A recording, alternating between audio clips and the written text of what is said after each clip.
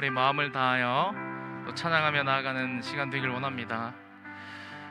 여러분, 오늘 주님 앞에 감사하는 우리가 예배를 드리고 또 일주일간 주님 앞에 절대 감사로 또 드렸던 그 은혜와 사랑이 여러분 우리 가운데 이 시간 있는 줄로 믿습니다.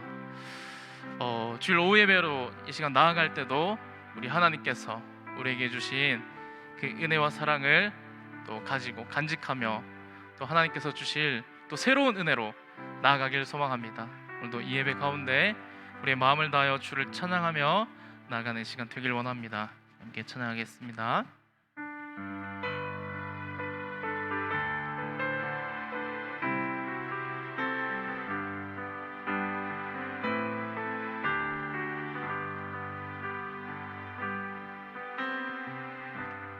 마음속에 어려움이 있을 때,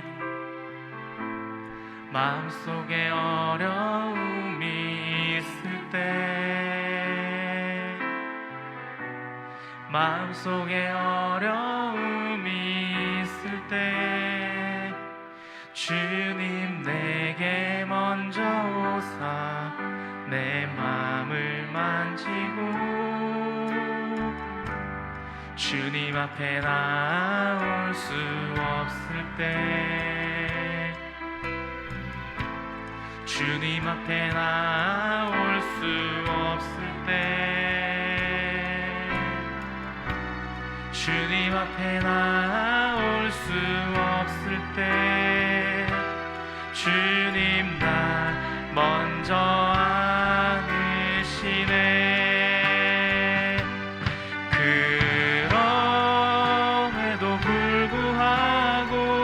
날 사랑하시는 내 하나님의 사랑은 나의 모든 걸 덮고, 그럼에도 불구하고 날 안아주시는 내 하나님을 부를 때 아버지라 부르죠.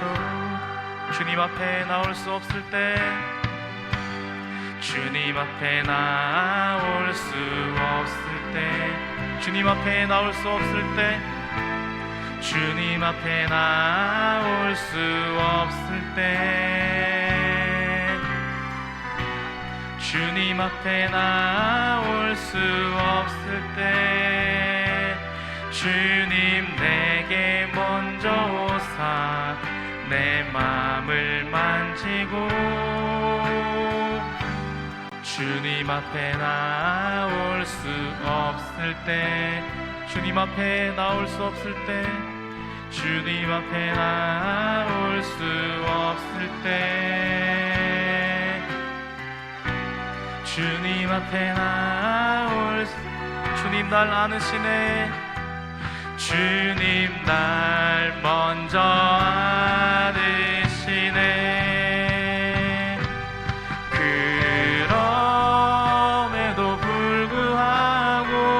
날 사랑하시는 내 하나님의 사랑은 나의 모든 걸 덮고, 그럼에도 불구하고 날 안아주시는 내 하나님을 부를 때 아버지라 그럼에도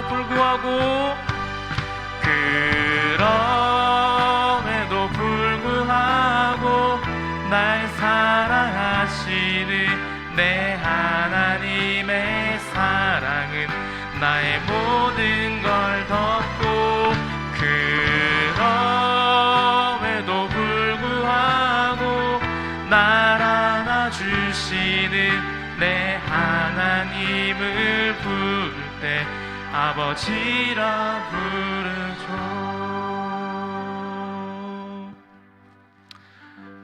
우리가 주님 앞에 나갈 수 없을 때, 정말 힘이 들어 주님을 부를 수조차 없을 그런 순간이라도 우리 하나님께서 그 순간 우리의 마음을 만져주시고 귀한 은혜를 베풀어 주실 줄로 믿습니다.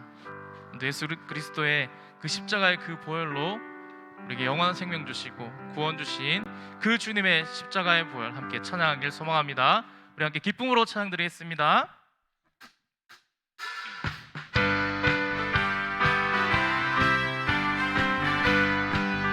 구주의 십자가 보혈로, 구주의 십자가 보혈로 죄 씻음 받기를 원하네. 내 죄를 씻으신 주 이름 찬송합시다. 찬송합시다. 찬송합시다. 내 죄를 씻으신 주 이름 찬송합시다. 죄악을 속하여 주신 주, 죄악을 속하여 주신 주, 내 속에 들어와 계시네. 십자가 앞에서 주 이름 찬송합시다. 찬송합시다. 찬송합시다. 내 죄를 씻으신 주 이름 주 앞에 흐르는 생명수, 주 앞에 흐르는 생명수, 날 씻어 정하게 하시네. 내 기쁜 정성을 다하여 찬송합시다. 찬송합시다. 찬송합시다. 내 죄를 씻으신 주 이름 찬송합시다. 내 주께 회개한 양심은 생명수 가운데 젖었네. 그 먹고 순정한 주 이름 할렐루야 찬송합시다. 찬송합시다. 찬송합시다. 내 죄를 씻으신 주 이름 주 앞에 흐르는 생명수, 주 앞에 흐르는 생명수, 날 씻어 정하게 하시네. 내 기쁜 정성을 다하여 할렐루야 찬송합시다. 찬송합시다. 찬송합시다. 내 죄를 씻으신 주 이름 내 주께 회개한 양심은 생명수 가운데 젖었네. 그 먹고 순정한 주 이름 찬송합시다. 찬송합시다. 찬송합시다. 내 죄를 씻으신 주 이름 우리 한 번 더 찬송합시다. 찬송합시다. 찬송합시다. 내 죄를 씻으신 주 이름 찬송합시다.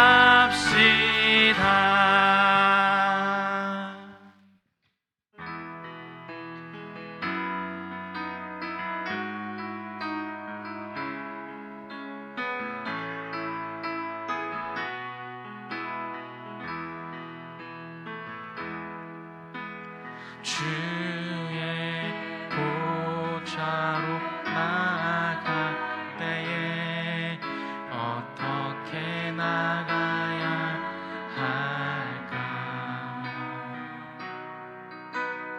나를 구워 주의 십자가 그것을 믿으며 우리 다시 고백합시다. 주의 보좌로 나갈 때 주의 보좌로 나아갈 때에 나 여전히 부족하나.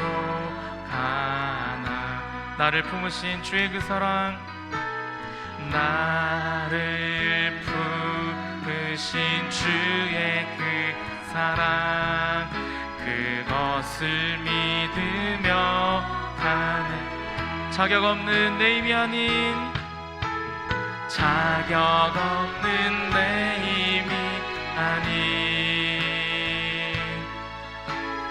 오직 예수님의 보혈로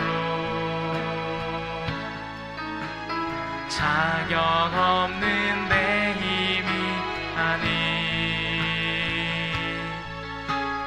오직 예수님의 보혈로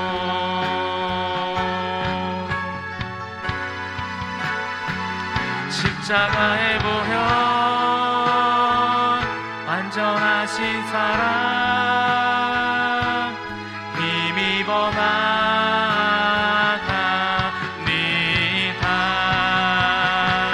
십자가의 보혈 완전하신 사랑 힘입어 예배 십자가의 보혈 완전하신 사랑 십자가의 보혈 완전하신 사랑 힘입어 나갑니다.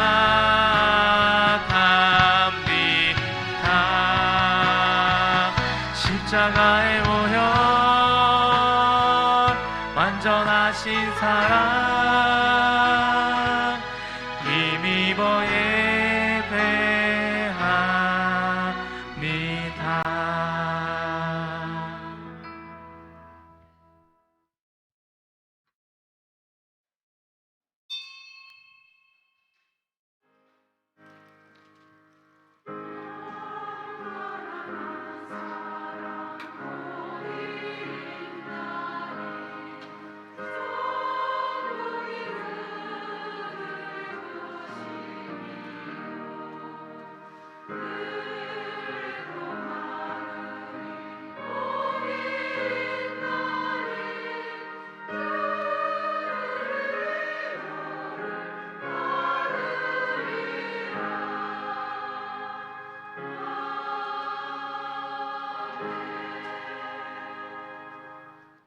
나의 반석이시오 나의 구속자이신 여호와여, 예배의 말과 마음의 묵상이 주님 앞에 연락되기를 원하나이다. 사랑의 주님, 이 시간 우리가 하나님 앞으로 나아갑니다. 예배할 때 마음으로 활짝 열게 하시고 우리 주님께로만 집중할 수 있도록 도와주옵소서. 은혜 부어주실 주님을 의지합니다. 예수님 이름으로 기도하옵나이다. 아멘.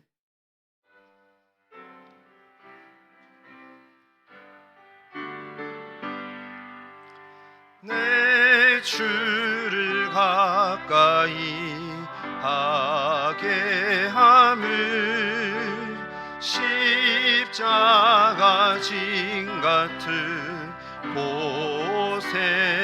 고생이나 내 인생 소원은 늘 찬송하면서 주께 더 나아가기 원합니다. 내 고생하는 것 옛 야곱이 돌베개 베고 잠갔습니다.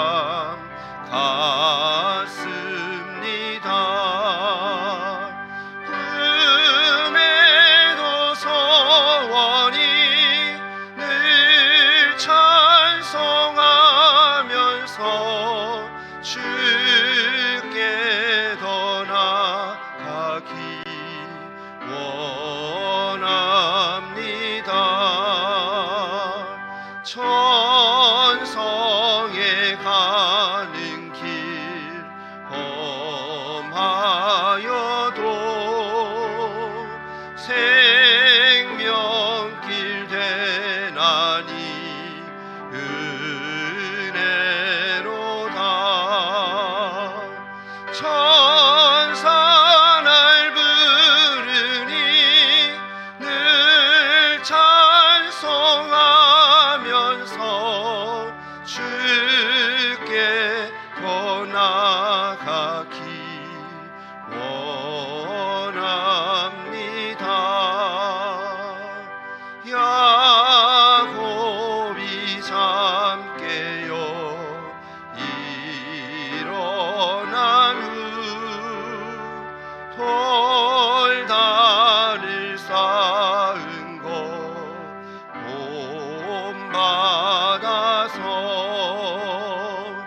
숨질 때 되도록 늘 찬송하면서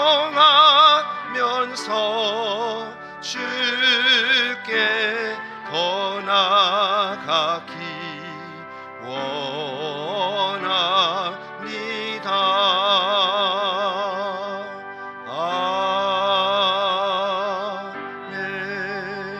아멘.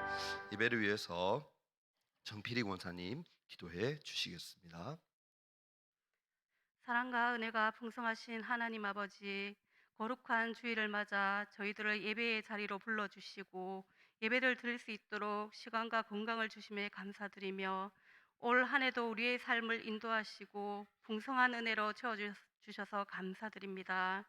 주님, 오늘은 한 해 동안 베풀어 주신 은혜에 감사하는 마음으로 추수감사절 예배를 드립니다. 우리의 온 마음과 정성을 다해 드리는 예배를 기뻐 받아 주시옵소서.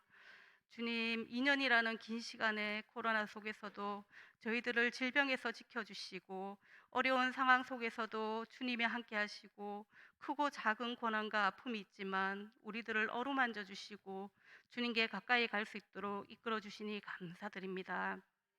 그리고 모든 일 가운데서 하나님의 뜻을 구하고 감사의 제목을 찾으며 절대 감사할 수 있는 믿음을 주셔서 무한 감사드립니다. 이 모든 것이 하나님이 베풀어 주신 은혜와 새 힘으로 살아감을 고백하며 하나님께 받은 은혜를 나누고 베풀며 살아가는 저희들 되게 하옵소서. 어두워져 가는 세상에 소망과 빛이 되는 저희가 되기를 간절히 원하며 우리에게 지혜의 영을 부어주셔서 우리를 통하여 세상 사람들에게 복음을 전하며 하나님을 알게 하옵소서. 예수 안에서 우리를 부르신 그 부르심의 소망이 무엇인지 깨닫게 하시고 이 땅에 주님 다시 오실 그날까지 입술과 삶으로 예수님을 증거하게 하옵소서. 주님, 우리 인동교회를 이 땅에 세우시고 지금까지 인도하시며 사랑해 주심을 감사드립니다. 모든 성도들이 주 사랑 안에서 하나 되는 인동교회가 되게 하시며 교제와 섬김과 나눔이 풍성한 교회가 되게 하옵소서. 주님, 이 시간은 권사 찬양대가 드리는 찬양을 기뻐 받으시고 그 아름다운 찬양이 하나님께 영광이 되며 이 찬양이 우리의 입술의 고백과 감사가 되게 하옵소서. 우리 권사님들, 항상 기도하는 권사님들 되게 인도하여 주시옵소서. 주님, 담임 목사님 언제나 영육간에 강건한 은혜를 주시고 계획하시는 목회도 기름을 부어주셔서 모든 기도마다 응답하시어 하나님께 영광 돌리는 복을 주시옵소서. 주님, 말씀 듣는 시간입니다. 목사님이 선포하시는 말씀을 하나님의 음성으로 듣고 아멘으로 순종하는 저희들이 되게 하시며 일주일간의 삶 속에 하나님이 주신 힘으로 살아가게 하옵소서. 오늘 드려지는 모든 예배도 주님 홀로 영광 받아 주시옵소서. 감사드리며 예수님의 이름으로 기도드립니다. 아멘.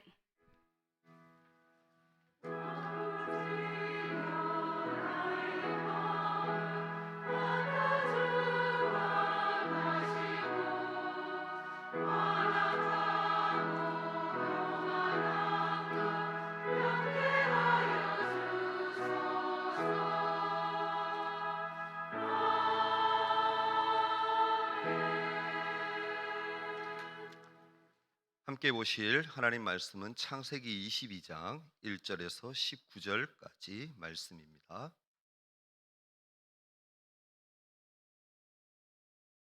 창세기 22장 1절에서 19절까지 말씀입니다. 제가 한 절, 여러분이 한 절, 한 절씩 하나님 말씀 교도하도록 하겠습니다.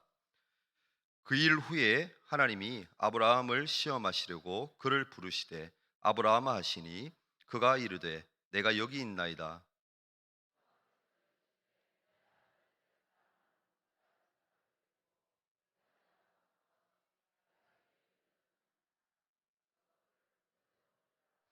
아브라함이 아침에 일찍이 일어나 나귀의 안장을 치우고 두 종과 그의 아들 이삭을 데리고 번제에 쓸 나무를 쪼개어 가지고 떠나 하나님이 자기에게 일러주신 곳으로 가더니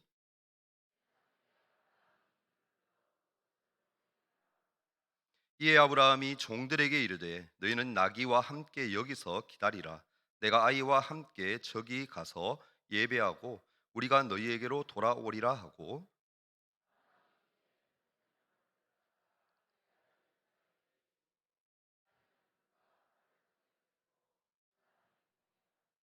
이삭이 그 아버지 아브라함에게 말하여 이르되 내 아버지여 하니, 그가 이르되 내 아들아 내가 여기 있노라.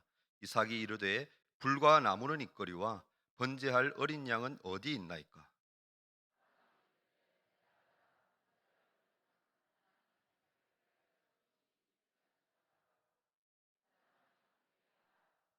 하나님이 그에게 일러주신 곳에 이른지라. 이에 아브라함이 그곳에 제단을 쌓고 나무를 버려놓고 그의 아들 이삭을 결박하여 제단 나무 위에 놓고, 여호와의 사자가 하늘에서부터 그를 불러 이르시되 아브라함아 아브라함아 하시는지라. 아브라함이 이르되 내가 여기 있나이다 하매,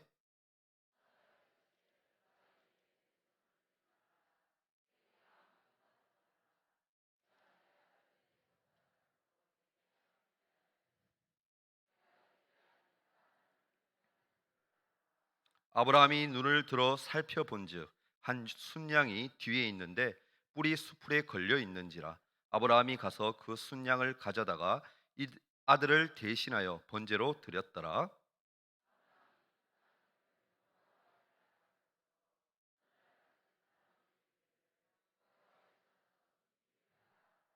여호와의 사자가 하늘에서부터 두 번째 아브라함을 불러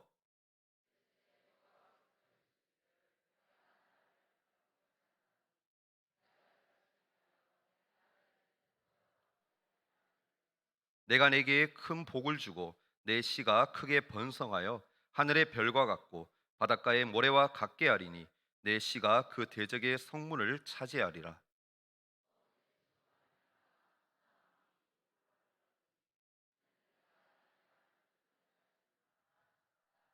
함께 읽습니다. 이에 아브라함이 그의 종들에게로 돌아가서 함께 떠나 부엘세바에 이르러 거기 거주하였더라. 아멘.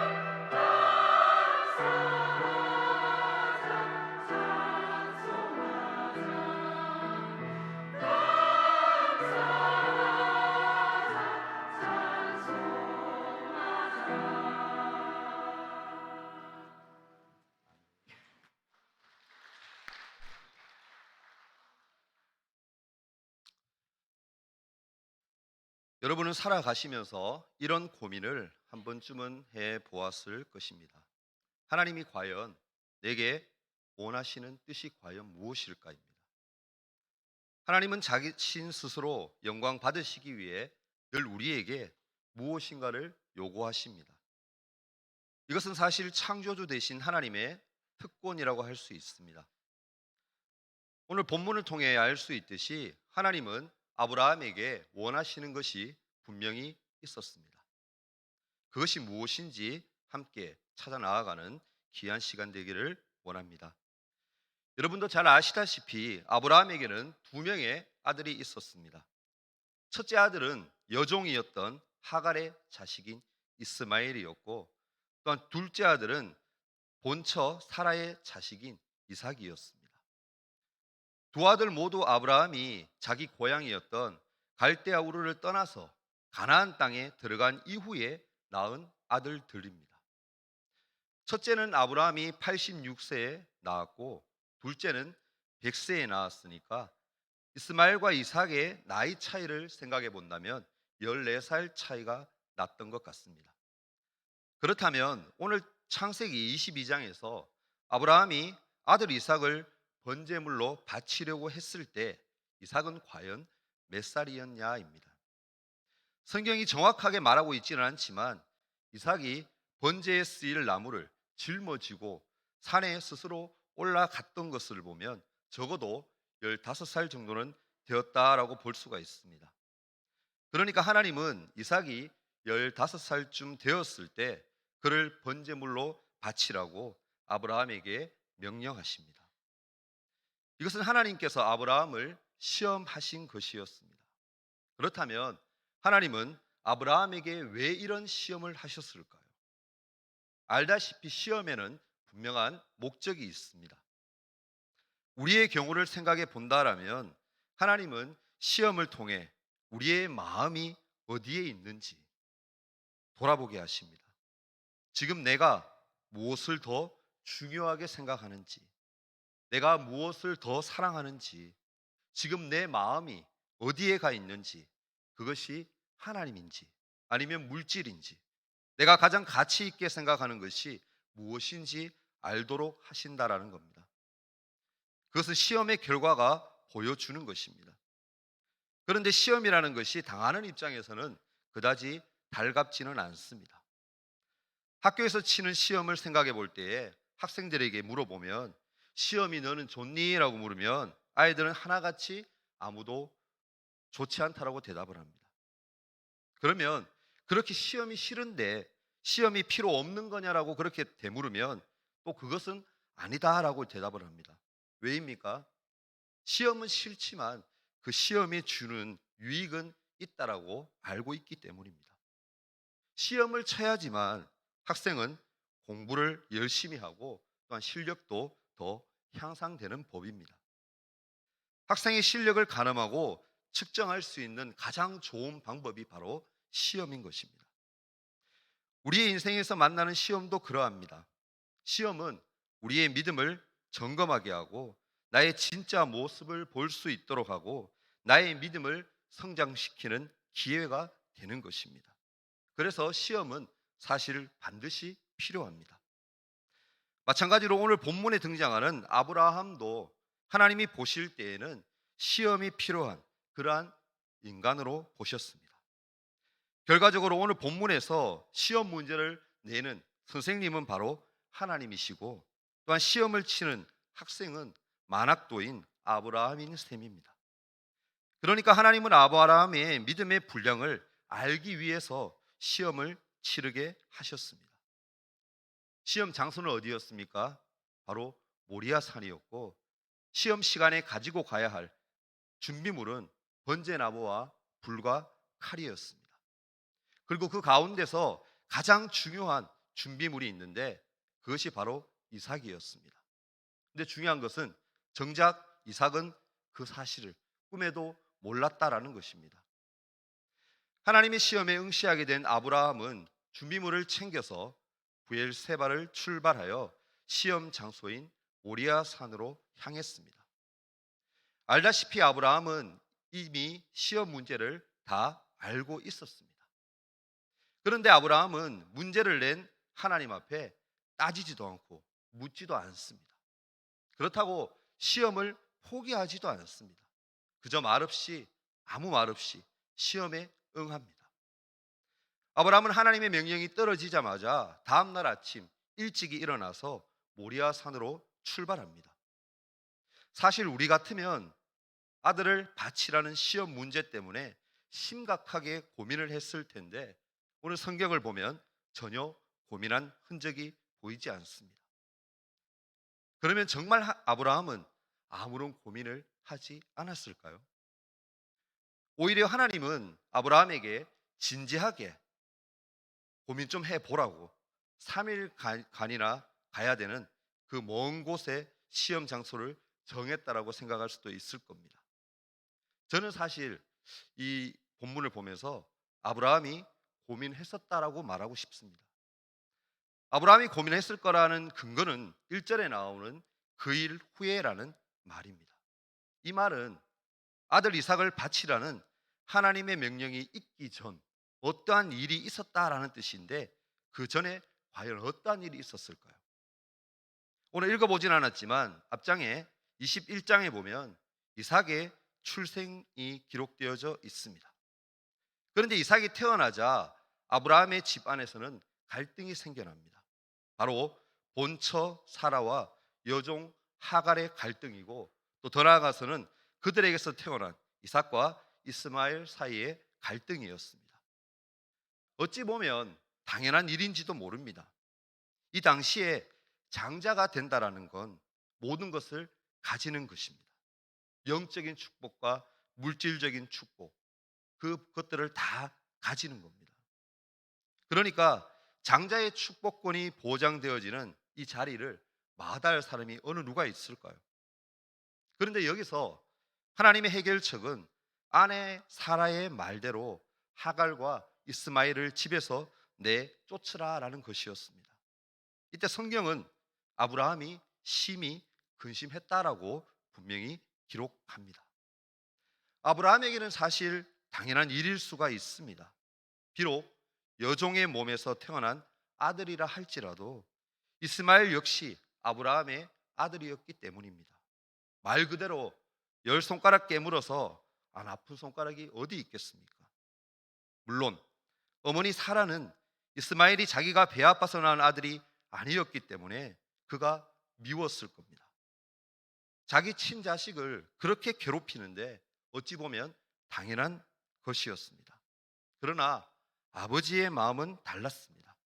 그렇다고 그냥 두기에는 두 아내와 두 아들 간의 갈등을 잠재울 만한 방법이 딱히 없었습니다. 집안의 평화를 위해서 결국 아브라함은 하는 수 없이 하나님의 명령대로 순종하여 그들을 쫓아냅니다. 그런 아브라함의 마음을 하나님은 아셨는지 위로해 주십니다.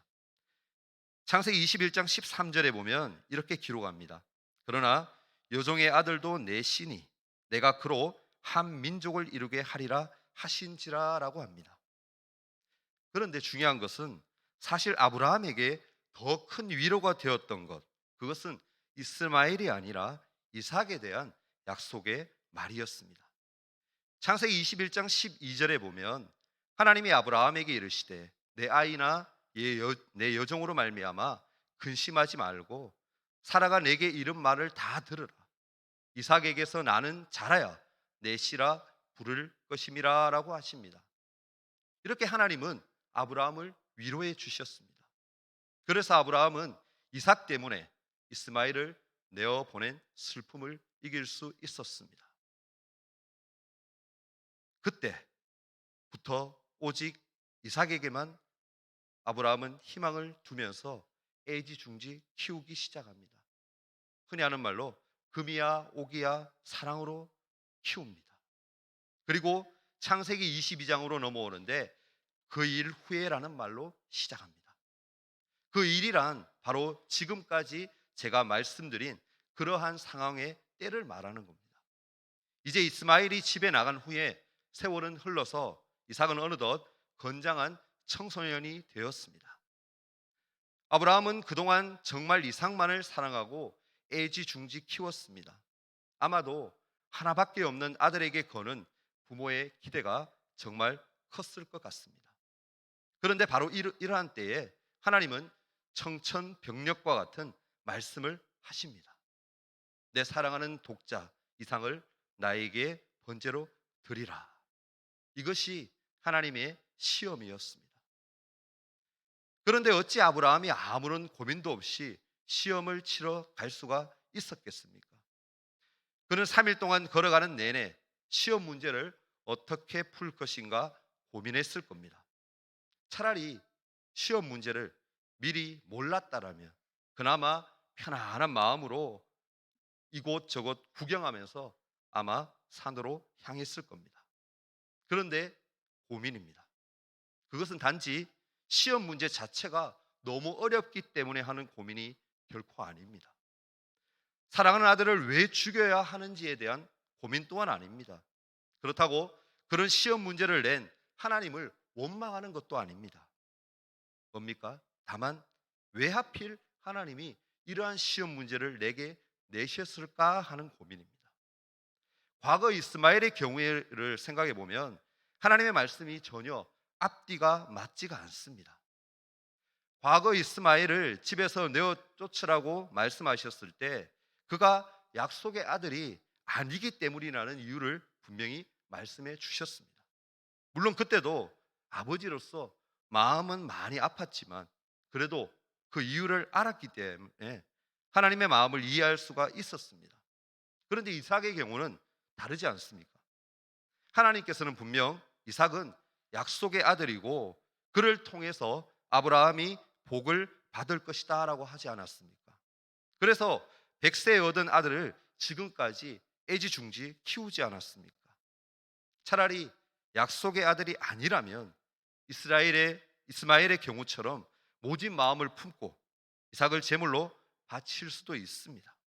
그런데 약속의 아들이라고 해놓고 이제 와서 아무런 이유도 말씀해 주지 않고 그저 번제물로 바쳐야 한다고 하니 하나님의 말씀이 도저히 앞뒤가 맞지 않았다라는 겁니다. 이유가 어찌 됐든 간에 결국 아브라함은 하나님의 시험을 통과합니다. 100점 만점에 100점으로 통과하게 됩니다. 12절에 보면 사자가 이르시되 그 아이에게 내 손을 대지 말라. 그에게 아무 일도 하지 말라. 내가 내 아들 내 독자까지도 내게 아끼지 아니하였으니 내가 이제야 내가 하나님을 경외하는 줄을 아노라라고 했습니다. 하나님은 시험에 통과하자 그제야 아브라함의 믿음을 인정해 주셨습니다. 그렇다면 도대체 아브라함의 믿음은 어떠한 믿음이었을까요? 아들 이삭이 아버지를 따라가다가 번제할 어린 양은 어디에 있느냐라는 질문을 했을 때에 아브라함은 이렇게 대답했습니다. 8절에 보면 아브라함이 이르되 내 아들아 번제할 어린 양은 하나님이 자기를 위하여 친히 준비하시리라 하고 두 사람이 함께 나아가서라고 합니다. 여러분, 하나님은 분명 이삭을 바치라고 하셨는데 따로 어린 양을 준비해 주실 것이다라는 이 말이 과연 무슨 뜻일까요?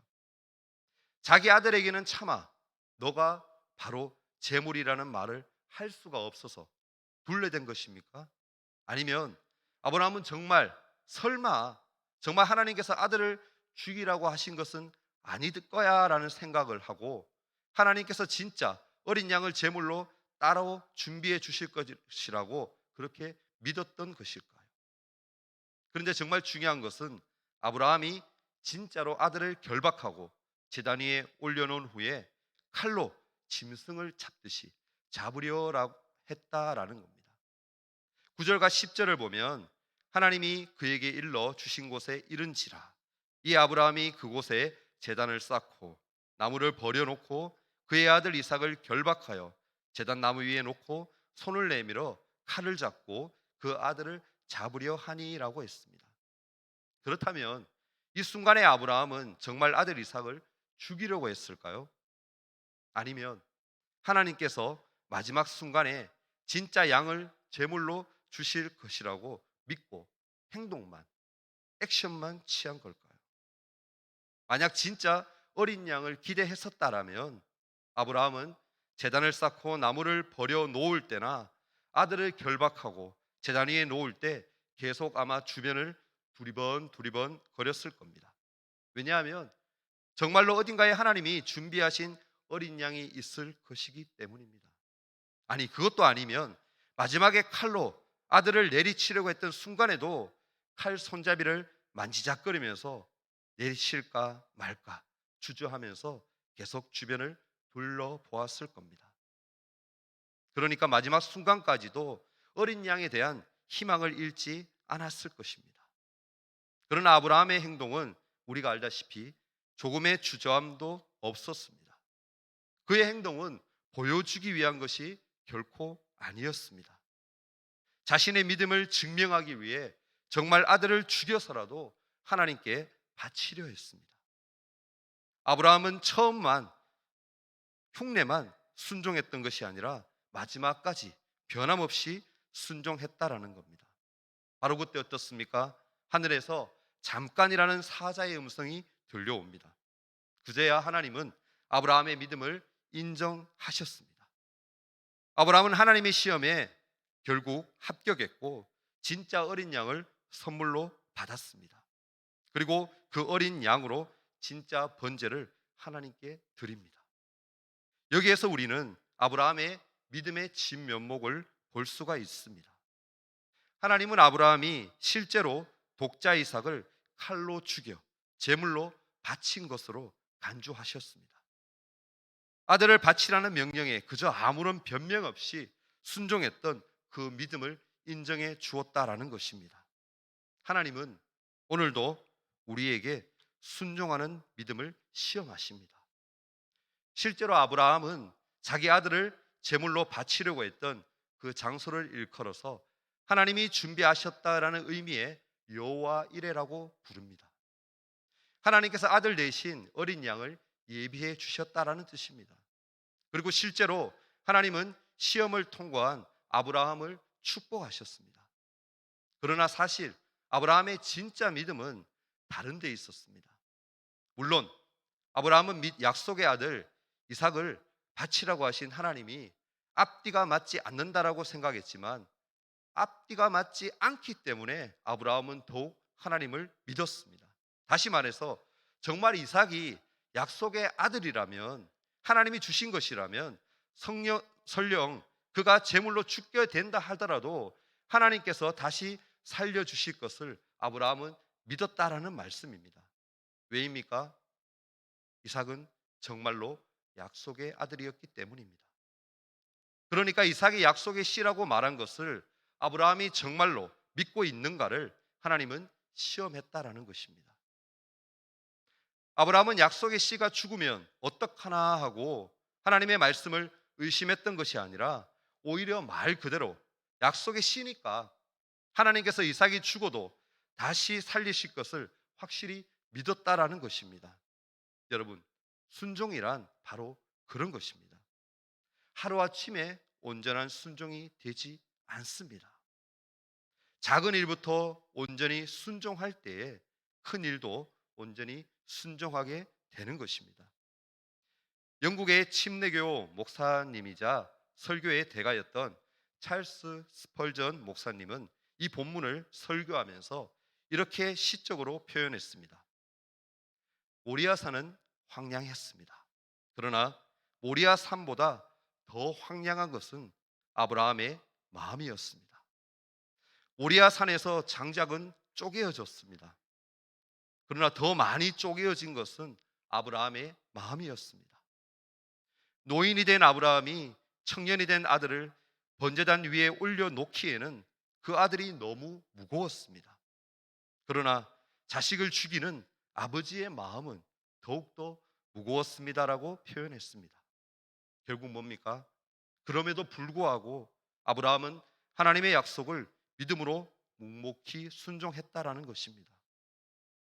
신약의 히브리서 기자는 창세기 22장을 하나의 비유라고 말했습니다. 히브리서 11장 19절을 보면 아브라함이 이삭을 바치는 이 행동을 비유라고 그렇게 표현합니다. 비유란 뭡니까? 곧 상징이라는 뜻입니다. 히브리서 기자가 본 이 비유는 바로 예수 그리스도의 죽음과 부활에 대한 상징으로 보았습니다. 그리고 죽은 자 가운데서 도로 받았다라는 것은 생명을 도로 받았다라는 것인데, 그것은 곧 예수 그리스도의 죽음과 부활의 상징이라는 말씀입니다. 물론 이삭뿐만 아니라 이삭 대신 제물로 바쳐진 순양도 예수 그리스도의 죽음을 상징합니다. 아브라함이 순양을 가져다가 아들을 대신하여 번제로 드린 것은 예수 그리스도의 대속의 은혜를 보여주는 것입니다. 이것은 곧 우리를 대신해서 대속제물로 죽으신 예수 그리스도를 상징하는 줄 믿을 수 있기를 바랍니다. 그렇다면 아브라함은 누구를 상징할까요? 어떤 상징의 의미가 있을까요?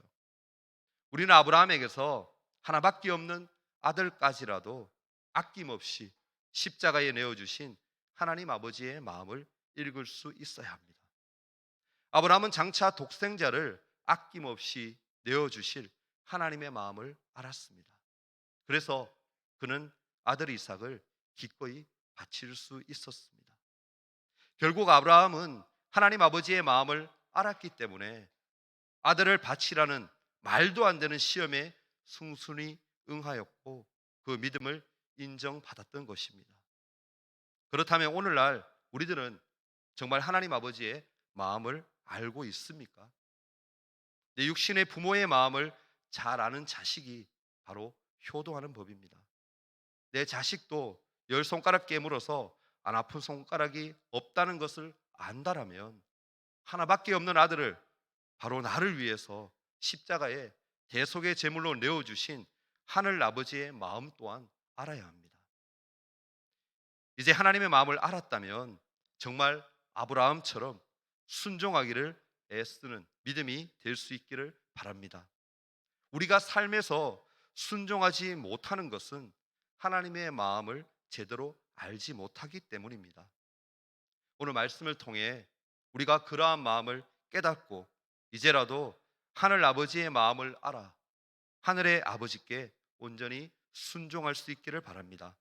그리고 그 아버지를 온전히 사랑하며 경외하는 저와 여러분이 되기를 주님의 이름으로 간절히 소원하고 축복합니다.